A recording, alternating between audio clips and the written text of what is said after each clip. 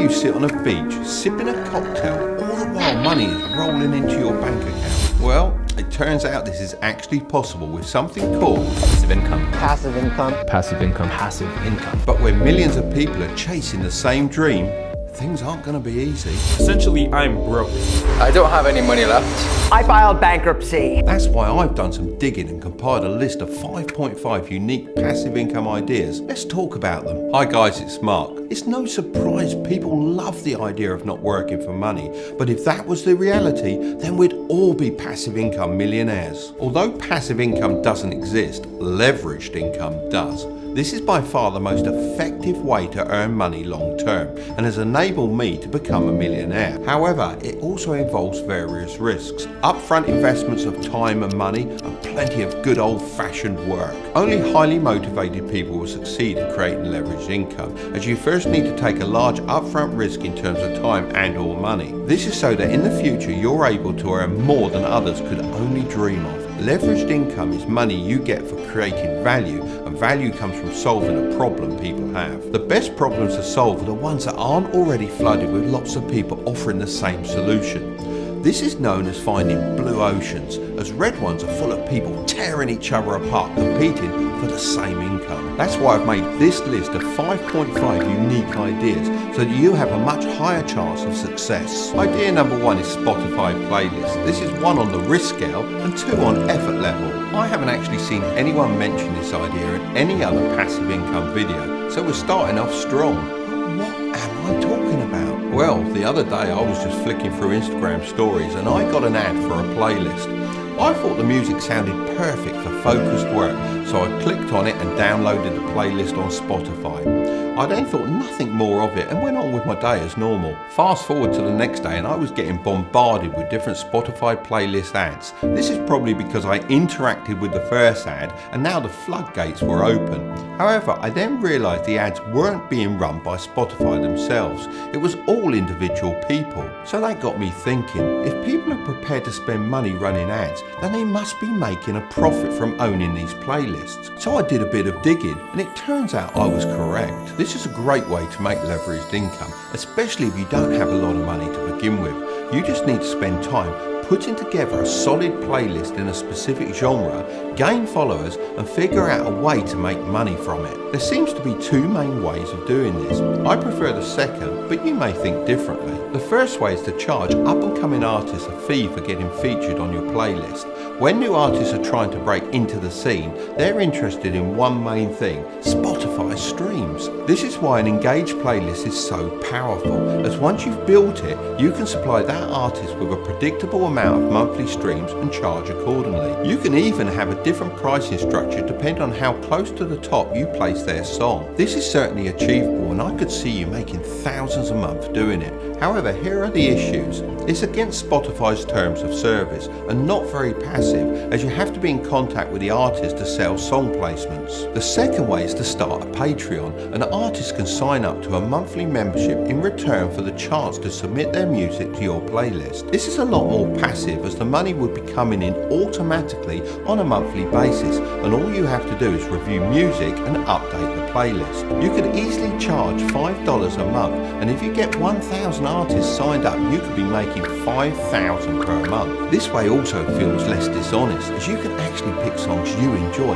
rather than taking money to put bad music on your playlist. The best thing of all is that you can replicate the process as many times as you like and build playlists in lots of different genres. Idea number 2 is actually called merch by Amazon. This is 1 on the risk scale and 3 on effort level. One of my friends is a reasonable digital artist and has been working on many different designs for years. He thought a good way to turn those designs into profit would be to sell printed t-shirts, so he had thousands printed, but unfortunately none of them sold. This was until he took a trip to Germany and displayed his t-shirts at an event. One of the designs started selling like crazy. Unfortunately, he only had a limited supply available and was unable to meet the demand, as he had already invested all his money into the stock that wasn't selling. If only he'd known about merch by Amazon, as he would have saved money up front and tested the market a lot faster. Merch by Amazon is an on-demand t-shirt printing service. It allows sellers to create and list t-shirt designs on Amazon for free. There are no upfront costs and you get paid royalties when a customer buys your shirt. All you need to do is upload your designs, choose the colours and set a price. Then Amazon will take care of the rest. Just think about it. Going the traditional route means that if you have one design and you want to sell that in 3 colours and 4 sizes to men and women, that's 24 shirts if you only do one of each. If 24 customers call you and all want a large male t-shirt in blue, you can only sell one. Merch by Amazon takes care of this for you and also saves you from having to go to shows and exhibitions to find a market, as Amazon already has a huge one established. Like anything, the more effort you put in researching customer demand, the better you'll do. Just remember to avoid any copyrighted content. This means you can't just start printing t-shirts like this without getting permission from Disney. Storm pooper. Idea number 3 is vending machines. This is 5 on the risk scale and 4 on effort level. So this idea is clearly a lot harder than the first 2. However, Selector is one of the biggest vending machine companies in the world, and they reported sales of over 1 billion in 2021, which was up 3% on 2020. This shows that the market is growing and the potential is huge. Before I had my own businesses, I worked as a carpenter's apprentice and can still remember clearly the old vending machine in the workshop. It cost me 10 cents for a cup of coffee, a bargain. It was such a good price that the machine was actually losing my boss money. So he had a bit of a predicament on his hands. The income wasn't high enough to cover maintenance costs, the machine took time to refill, and he couldn't raise the prices as the machine was so old, and no one would have paid the extra. He was considering not having a vending machine, but he knew it was important for us to have hot drinks nearby. That's when a young guy, couldn't be much older than me, walked into the warehouse and offered my boss a deal he just couldn't turn down. He offered to install 3 new vending machines in the workshop and promised to take care of all maintenance issues and restocking, as well as giving him a 15% cut of the revenue. So not only could my boss please his staff, he would also make a nice profit. The new machines were a hit and could justify charging higher prices because of the better quality. The guy who installed the machines later revealed that we were his first customers, and now he has a huge business with machines throughout the state, all paying him passive income. The key to a successful vending machine income is to find great locations. Once you've identified a few different spots and agreed a deal with the owner, you can then secure a machine that fits the customer's needs. There are lots of used vending machines going for low prices online, which would be ideal if you're just starting out. You could even get a loan and spread the payments using the profits. When picking things to put into the machines, it's a good idea to think about the demand in the specific location and slowly test out different ideas until you have the perfect mix. After this, it's just a case of hiring staff and expanding your empire so you're able to be as hands-off as possible. Idea number 4 is SaaS. This is 5 on the risk scale and 5 on effort level. SaaS stands for Software as a Service. The beauty of this idea is that they often use a subscription-based pricing model. So instead of a customer paying once for your software, they pay on an ongoing basis. This can be monthly or annually. This is great as it gives you a predictable leveraged income each and every month and the opportunity for explosive non-linear growth. My best friend decided to go down the SaaS route at the exact time I started selling physical products. He specialised in software that handled data for large membership organisations.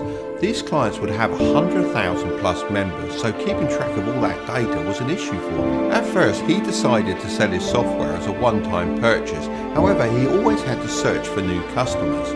When he made the switch to a subscription-based model, he increased his average customer lifetime value and secured reliable leveraged income. He later went on to sell this business for multiple millions. In order to achieve success like this, you first need to pick the people your software is going to serve.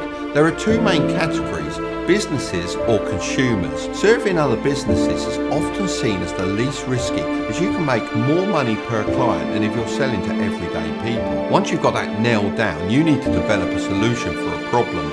In my friend's case, it was membership organisations getting overwhelmed by their own data. Everything up until this point had been built upon assumptions, so this is when you need to put those to the test and build a minimum viable product. also known as an MVP. With this, you'll be able to conduct market research and explore different pricing models, all the while you're establishing your brand. Now comes a hard question. How do you actually finance this thing?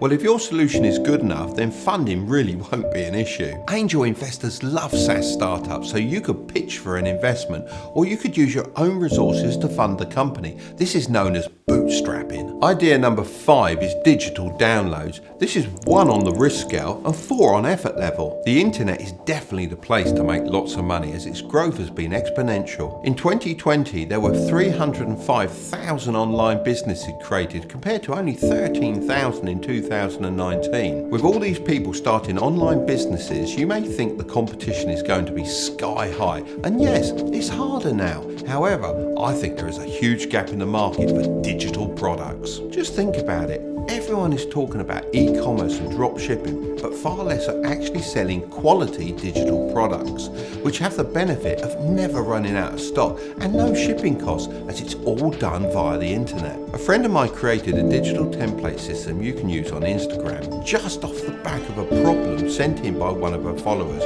who wanted to stand out. Within a couple of hours and no more than $100, the templates were designed, and she now sells thousands of dollars worth every week. This all came from helping another person with their problem, and she thought that if this person needs these templates, then others would too. If Instagram templates aren't for you, then you can make YouTube banners, sell stock footage, ebooks, games, email templates, or even online courses. Idea number 5.5 is investments. This is variable on the risk scale and a 1 on effort level. Now I hold my hands up, this isn't exactly unique, but I couldn't leave it out, as it's the truest form of passive income you will ever get. I've been investing in different assets for years, such as stocks, crypto and real estate. I like to see this as a way of really multiplying my money. I don't go for crazy profits, as that can often lead to people losing everything.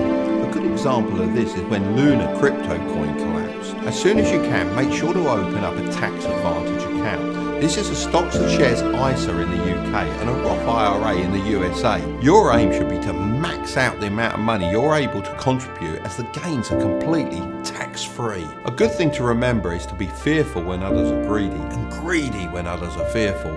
I know it's a cliche saying, but it's so true. If you're wondering where to invest, then public.com are a great option, and they're giving away a free stock slice worth between $3,000 and $1,000 when you sign up and fund your account with the link in the description. Now, I need to address something extremely important. People will try and tell you need more than one passive income stream, which has some truth to it. However, most people misunderstand what this actually means. The mistake I see people making over and over again is taking their time off an idea that's working and splitting their attention by trying something else. You'll never get anywhere if you're 1 foot in and 1 foot out. However, I do agree with creating multiple income streams within the same idea, because as you progress, you'll find even more ways to profit from providing value to your customers. So I'm going to leave the next video right up there, but don't click on it just yet. Make sure to subscribe if you want to grow your wealth. Okay then, I'll see you over there.